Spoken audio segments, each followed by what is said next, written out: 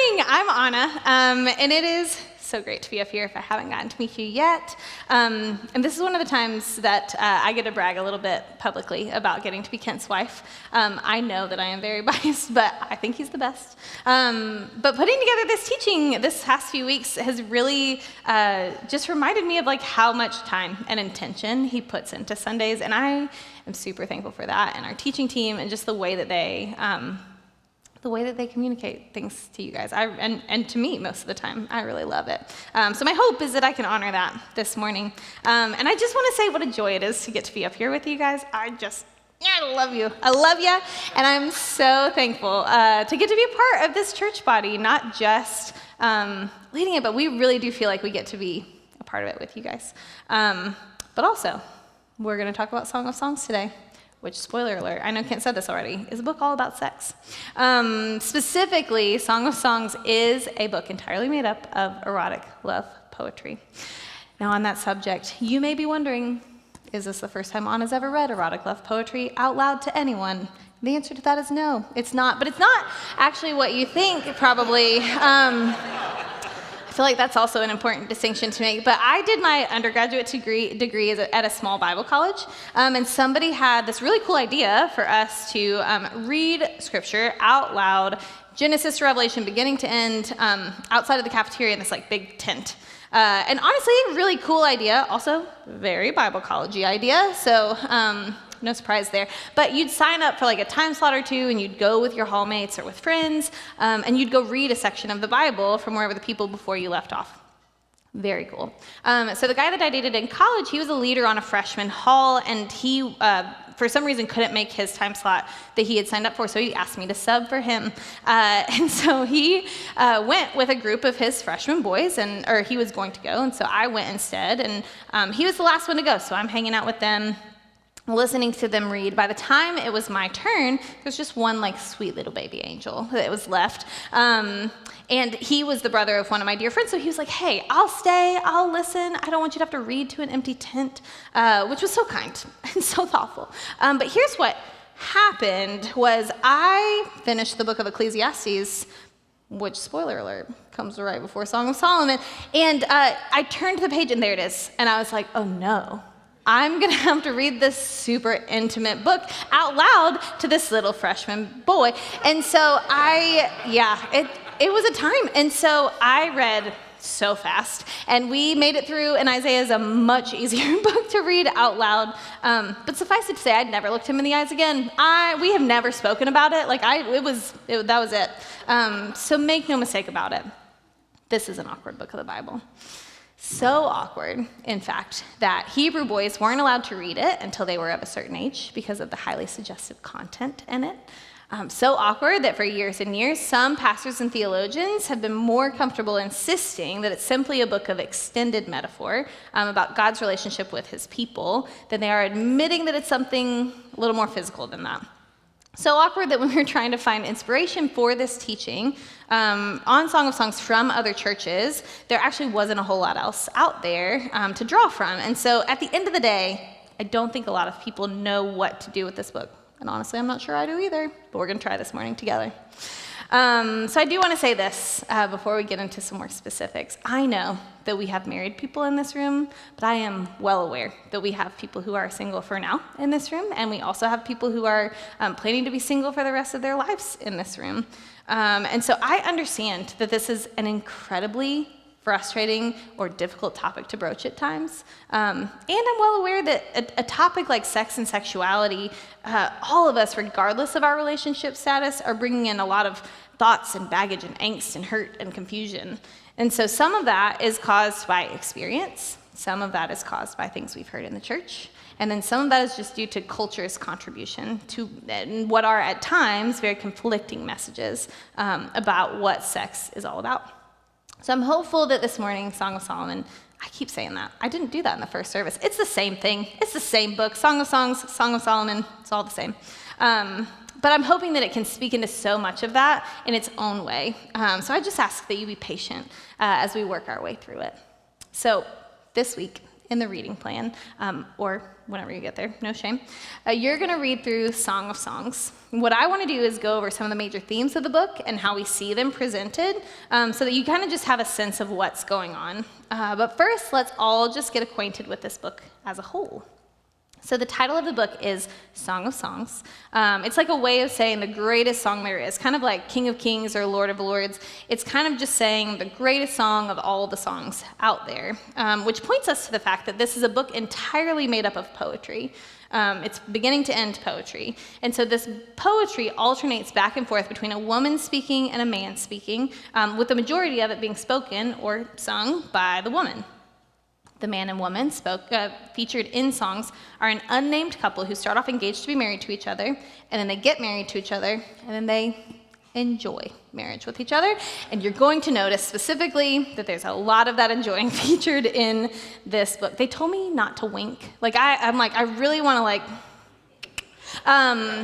So if I do that, that's not approved by City Church. That's a personal thing to me. So just be ready for it.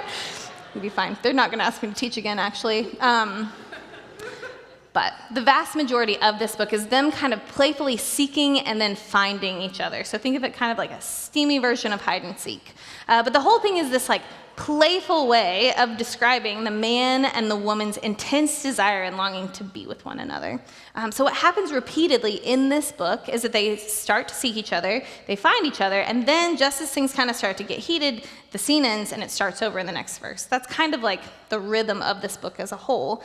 And to be honest, there are parts of this book that aren't incredibly easy to interpret or to understand, but the book is kind of this fascinating way of speaking about the relational and sexual desire between a man and a woman. So we can't cover the whole book in one teaching. So what we thought we might do is just spend this morning unpacking a handful of observations about the way that Song of Songs communicates, just as a way of highlighting these major themes of this book, and just to help give some lenses for how to read it. Does that sound good? Okay, cool. Oh, you guys are with me? All right, first observation, which is probably one of the most obvious, is that Song of Songs speaks erotically. So Song of Songs speaks erotically. If you did not catch it already, though honestly I'm not sure how you could have missed it, much of this book is essentially erotic love poetry. Now that's not to say that it's dirty or that it's smut. It's possible that when I say the word erotic, a lot of us think it means like porn-like. Porn has negatively impacted so many areas of our society over the past 30 years and beyond, even just down to our vocabulary. But the truth is, there's erotic and then there's dirty. So Songs is erotic. It's suggestive. It does it all very tastefully, but it does depict the realities of sexual desire between a man and a woman. And I think what's happening a lot of the time when we read this book is that many of us just assume that sex should be shameful. Which makes it kind of uncomfortable to read about in the Bible. And we'll get into some of that here in a little bit. But as you're about to see, Song of Songs speaks shamelessly about sex. And that's because sex was not designed to be shameful. Sex in God's design is completely free from shame. So let me show you what I mean. I know we still have young ears in the room, possibly, and I'm not trying to get in trouble on my first solo teaching. So here's what I'm going to do. I'm going to read you some excerpts from this book, word for word. Then I'm going to let you decide what you think they mean. And I think it's going to be pretty clear, at least for most of them, but we're going to see. If y'all are ready, I may not even be ready, and I helped write this teaching. So first, we're going to take a look at something the man says to the woman. It'll all be on the screen. It says, "How beautiful you are, and how pleasing, my love, with your delights. Your stature is like that of the palm, and your breasts are like clusters of fruit. I said, I will climb the palm tree. I will take hold of its fruit." And that was the mildest one we picked. So next one is going to pop up here, and that one is going to also be in Song of Songs 4. The woman is speaking to the man this time. Brace yourselves. It says, "Awake, north wind, and come, south wind. Blow on my garden, that its fragrance may spread everywhere. Let my beloved come into his garden and taste its choice fruits." So we're going to move right along. Also in chapter 4, this time it's the man talking about the woman again.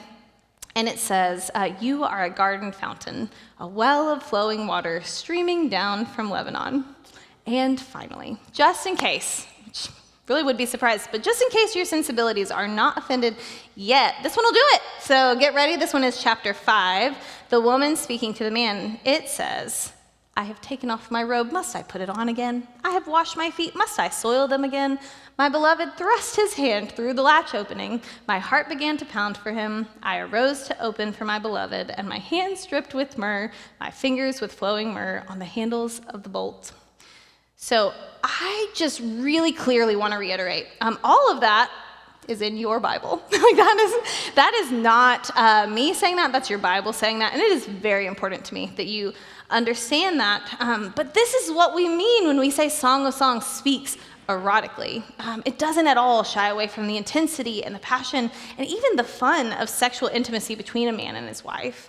And what a beautiful, refreshing perspective that is on sex. I feel like it's not something that we hear about that often in the church, to talk about sex this way. But here's the way that Hebrew scholar Tremper Longman puts it, and we read this quote last year during our Theology of Sex series, but you can read along with me. It says, the Hebrew language in Song of Songs is quite erotic, and most translators cannot bring themselves to bring out the obvious meaning. This is a prelude to their lovemaking. There is no shy, shamed, mechanical movement under the sheets. Rather, the two stand before each other, aroused, feeling no shame, but only joy in each other's sexuality. So listen, here's my point. Song of Songs speaks erotically, not crudely, not crassly. It's not dirty for the sake of being dirty, but shamelessly and directly about sex. And all of this points to this core conviction in the Bible that often doesn't get talked about enough in the church, that sex in its original design was intended to be a good and joyful thing. Sex is not bad. Sex is not wrong. Sex is not a dirty secret that we should all try and pretend like we don't like or want because we're good Christians. Sex at its most basic level was something that God created for us to enjoy, not just participate in. This was a part of God's original design for humanity. Any of our negative or uncomfortable kind of feelings towards sex are a result of sin and brokenness in our world, or from operating outside of God's design for sex, not because God made any mistakes in how he designed us. So Song of Songs is very pro-sex. I feel like you can pick that up pretty easily. All right, second observation I want to make this morning is that Song of Songs speaks mutually. It speaks mutually. So as we've already seen, the man and the woman both speak about their love and desire for each other in this book. And they both speak just as directly, just as passionately, just as erotically as the other does. Some commentators have actually observed that if anybody does more of the initiating in this book, it's actually the woman. And they're both just as bold about and unashamed of their desire for the other person. There are echoes here kind of from the very beginning of the Bible where it says that the man and the woman were both naked and they felt no shame. You feel that in the passages that we've been reading. And I point that out because I think it highlights how, at least ideally, sexual intimacy should be a two-way street in a marriage. In a lot of marriages and in different seasons, I think desire often goes one way. And I don't mean it just in marriages where the husband wants sex and the wife doesn't. I think that that's a stereotype of a lot of marriages, but I actually know of just as many stories where it's really the other way around, where the wife really wants sex and the husband either doesn't want it or doesn't want it as often or is too stressed or lazy or preoccupied, whatever the case may be. But in Song of Songs, the picture is a man and a woman who both enjoy and acknowledge their desire for each other.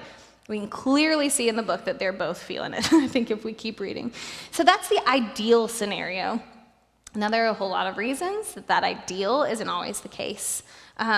Season of life and busyness of life and anxieties of life, those are all factors. Our jobs, our kids, our schedules, factors.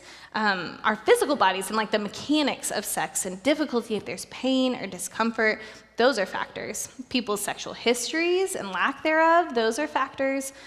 And really, if one or both partners have experienced sexual abuse or trauma, that can play a major factor. So there are some very real challenges that we face that make different aspects of sex difficult. And with respect to that, let me just add, busyness of life and simply not prioritizing sex with your spouse is one thing, But listen, if your mind and your body are fully shutting down at the thought of sex with your spouse, one of the most healing things that you can do is seek out help in trying to figure out why that is. Counseling can be an incredibly helpful and just way that you can process and discover what's going on so that physical intimacy can be a reality in your marriage eventually. And hear this too, if your spouse is dealing with something like this, one of the most helpful things that you can do is encourage them in that and be incredibly patient with them in the meantime. So once again, we've addressed a little more of this specifically in our Theology of Sex series from last fall, if you want to refer back to that. So I don't want to minimize the fact that there are a lot of external factors that can contribute to a lack of regular sex within a marriage, not to mention internal and mental factors too.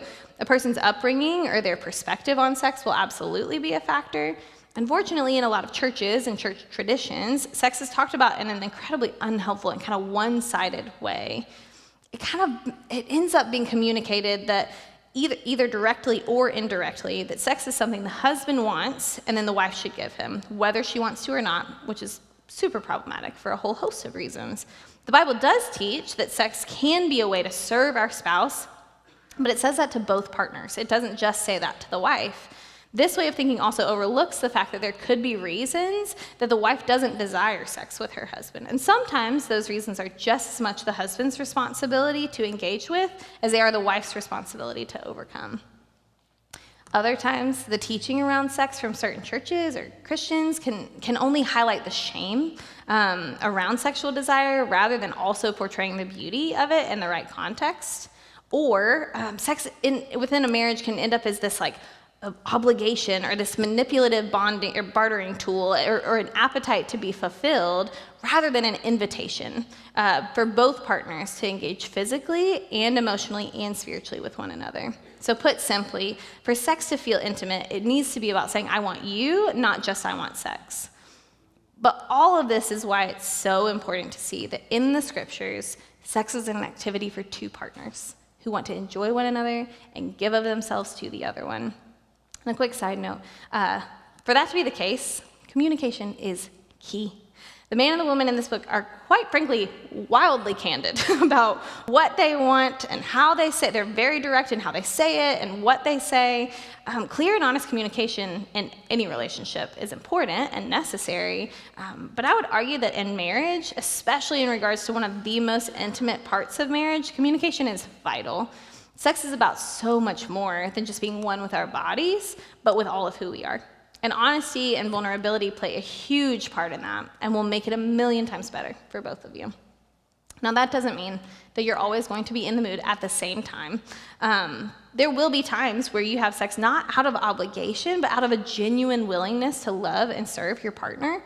That's also a part of how God designed sex to work. And if you just heard me say, exactly, I'm going to tell my spouse they need to listen to this part of the sermon and serve me when I want sex, you have entirely misheard the point. I would love for you to go back and maybe listen to this part again later. But what Song of Songs is celebrating, beginning to end, is two partners, each fully invested and interested in physical intimacy with one another. So next is Song of Songs speaks honestly. So this book also speaks in a very honest way about sex, both in its goodness, which we've talked about, and also the dangers of it outside of God's design. So in general, there tend to be these two very broad, opposing perspectives out there when it comes to sex. So the first perspective tends to come from some Christian subcultures or morally conservative subcultures, and it goes something like this. Sex is dirty. We shouldn't think about it or talk about it or acknowledge it until you get married, where you're supposed to magically and instantly love it and be experts at it, but probably still don't talk about it. And then the second perspective really kind of comes from our culture at large, and it goes something like this. Sex is always good in every scenario, however and with whomever we want to have it with, and really the only bad thing we can do is repress any sexual desire or urge we have. So what's interesting to me is that Song of Songs actually rejects both of those perspectives. So on the one hand, Song of Songs does not at all agree that sex is dirty or nasty or shouldn't be talked about, as evidenced by the 12 chapters of them very candidly celebrating it and rejoicing in it. But also, on the other hand, it also doesn't agree that all sexual desire is always good in every circumstance. So case in point, look with me at this line from Song of Songs chapter 2, which is actually repeated a good bit throughout the book. It says, "Do not arouse or awaken love until it so desires." So notice how much theology is packed into that one short sentence when it comes to how we understand sex. That word "until" tells us there is a time and a place for allowing our desire for another person to run free. Again, we've just seen this very couple in Song of Songs do so much of that in the book. But there's also a warning in there. So it says, don't allow that to happen until it's time for it to happen. Sexual desire is strong enough as it is. Whatever you do, don't feed it prematurely. So Song of Songs kind of avoids both extremes when it comes to how we understand sex. It doesn't think that sexual desire in and of itself is bad. In fact, it does think that there's a time and a place to joyfully pursue it. But it also doesn't think it's an unmediated good either, to be pursued at any place, and any time, with anyone. So here's the way we've kind of unpacked it before. Sex might be compared to something like a fire. So if I were to ask you, is fire good or is fire bad? I think the most honest answer is, well, it depends. If a fire is contained in a fireplace on a cold night, great, 10 out of 10, super enjoyable. And within the right context and boundaries, fire is not only a good thing, but a helpful thing. But if fire is uncontained, that's a very different story. If that cozy fire in your fireplace ends up spreading to the rest of your house, that fire is a horrific thing, a devastating thing, a catastrophic thing even. So whether or not fire is good or bad depends entirely on the context and container that it's in. So sex is very similar to that. Within the right context and container, namely a lifelong marriage between a husband and a wife, sex is an incredible thing. It's a needed thing, it's a joyful thing, but outside of that context, it can and will be devastating, whether we actively realize it or not. In some situations, it can be really damaging. So that's the message about sex from Song of Songs. Don't awaken or arouse love until it so desires. And coincidentally, although it's not a coincidence, Song of Songs brings up that very metaphor of fire to talk about sex in its final chapter. So look with me on screen at Song of Songs 8. It says, "For love," and in context, this means something like physical and sexual desire, "is as strong as death, its jealousy unyielding as the grave. It burns," look at this part, "like a blazing fire, like a mighty flame. Many waters cannot quench love, rivers cannot sweep it away. If one were to give all the wealth of one's house for love, it would be utterly scorned." So see how straightforward this part of Song of Songs is about the desire, this gravitational pull towards intimacy. It says that love is as strong as death, as unyielding as the grave. And then it actually compares it to the same thing we compared it to earlier, a fire. A blazing fire is actually what it said. Many waters cannot quench it. Rivers cannot sweep it away. It is impossible to put out. So here's what an article by the Bible Project had to say, and I think it kind of sums up this point well. It says, "The poem highlights the power and the intensity of love. It's beautiful, consuming, and dangerous. Like fire, it can destroy people if abused, but it can be life-giving if protected and nurtured. Ultimately, love expresses the insatiable human longing to know and be fully known and desired by another." So Song of Songs speaks honestly about sex. And lastly, Song of Songs speaks symbolically. It speaks symbolically. So as we mentioned earlier, some of the frankness of this book has led a lot of biblical commentators over the years to conclude that it's not actually about sex at all, that instead it's more of this like extended metaphor about Jesus and the church or God and his people. And while we don't ascribe to that interpretation of Song of Songs here at City Church, here's what that perspective does get right. The marriage relationship as a whole is actually intended to function as a picture or a symbol of Jesus and the church. So Ephesians 5 puts that very plainly when it says this. It says, for this reason, a man will leave his father and mother and be united to his wife, and the two will become one flesh.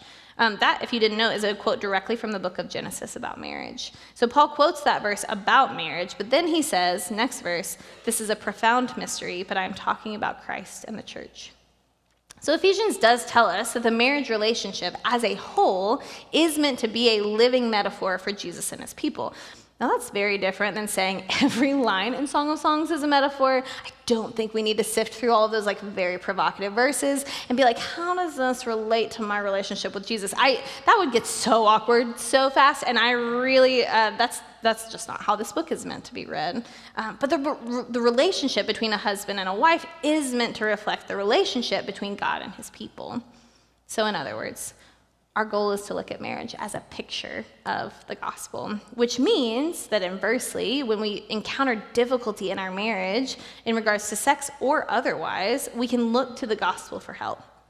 So here's what I mean. The message of the Bible is that God and his people were intended to live in perfect, unhindered, open, and honest and vulnerable relationship with one another, sort of like how marriage should be. But then sin happened. And because of sin, there are now barriers between us and experiencing that perfect, unhindered, open, and honest relationship with God. And so in the same way, sin also keeps a husband and a wife from living in a perfect, unhindered relationship with each other. But the message of the gospel is that Jesus came and did something about those barriers. He took our sin upon the cross. And in the words of Colossians, he took that sin and nailed it to the cross along with him, which ultimately defeated its power for those who believe in what was accomplished there. And that singular act deals with both the sin between us and God, but also gives us the tools that we need to address the sin that so often hinders kind of that emotional and physical and spiritual intimacy with our marriages. So there may be a lot of barriers in your marriage right now. Maybe those barriers are specifically around sex, or at least are impacting sexual intimacy in significant sorts of ways. But what I want us to hear this morning is that the power of the gospel gives us ways to address that. It gives us tools to repair that, and it gives us hope to eventually overcome that. So while the book of Song of Songs is not specifically a symbol for God and his people, the relationship that it speaks about is. And therefore, this book gives us hope for that relationship. And I'll add this, I think this is super important. Because of that, the gospel also brings hope and comfort and help to those of us not in a marriage relationship. A question that my single friends often have goes something like this: if sex is so good, why would God withhold it from me just because I'm not married? If it's good, why is it off limits to some people? And I think that's a really good question. I think it comes from this very vulnerable and honest place. And here's how we'd answer it. The Bible can simultaneously teach that sex is good and that it's for a particular context, because the Bible also teaches that sex is not ultimate.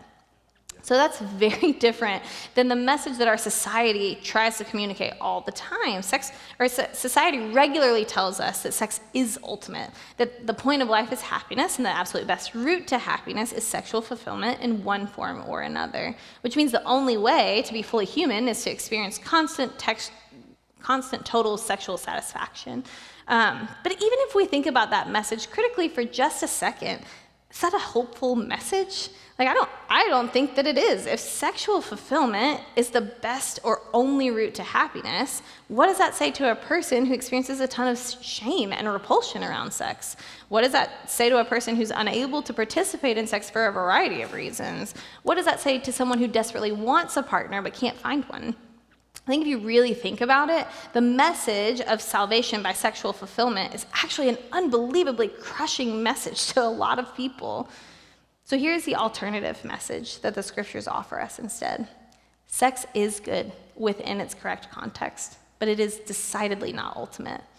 It is not the point of life. It is not the only route to joy and happiness and satisfaction and purpose and meaning, to the point that in the scriptures, it tells us that sex won't even exist in eternity because the marriage relationship that sex was intended for was only ever meant to be a picture, only ever meant to be a reflection of a much deeper, much truer, more lasting reality, the relationship between Jesus and his people. Which means for you, if for any reason you can't participate in sex right now or ever, that's okay. Now, okay is different than easy. I am not saying that it is easy. That reality may be really painful and frustrating and come at a great cost to you, but it is okay because the point of life is not sex. The point of life is not sexual experiences or sexual fulfillment or sexual satisfaction. The point of life is a relationship with the God of the universe through Jesus, and to experience that type of relationship forever. And marriage, not to mention sex within marriage, is just one picture of that. And so I think this is why Paul says in 1 Corinthians that he wishes everybody could be like he was, meaning single, because he thinks that there's something about singleness that kind of allows you to see and savor the beauty of Jesus in ways that marriage makes it tougher to do. The message of the Bible is that you are fully human, whether or not you're married. You can experience life and joy and satisfaction, whether or not you ever have sex, because sex is good, but it is not ultimate.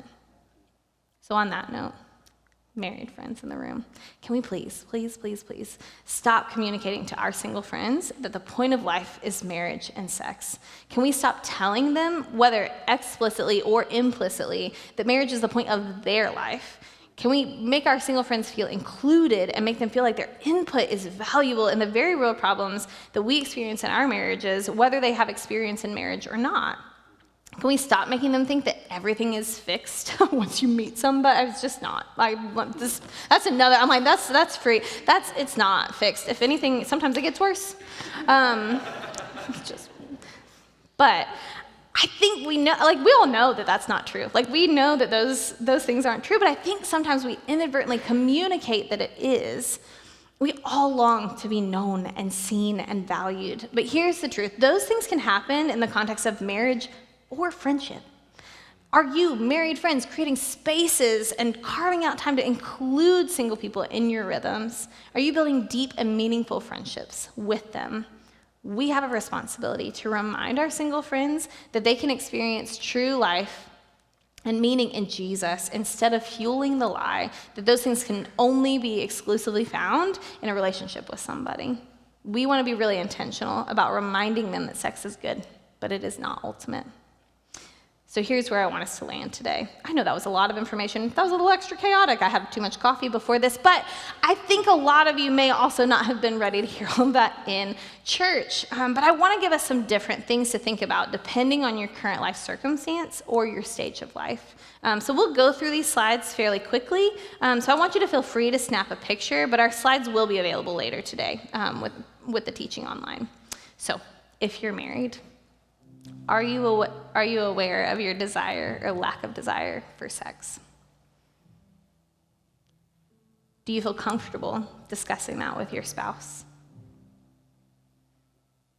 Do you feel the freedom to honestly assess your sexual relationship with one another? Where do you need God to move, heal, and restore in your marriage to make that possible? If you're engaged, you're dating, in what ways are you or are you not awakening love until it so desires? Are you having conversations with your significant other about your boundaries? If lines are regularly being crossed, are you treating it with the gravity it deserves? Are you being honest with your community about your sexual relationship and accepting wisdom on how to approach it? And if you're single, are you being honest with God about your experience of singleness? Do you feel like you can bring your grief, your pain, your frustration, your loneliness to Him? And if you don't, we just did a really great series on the Psalms that you can go back and reference that tell you exactly how to do that.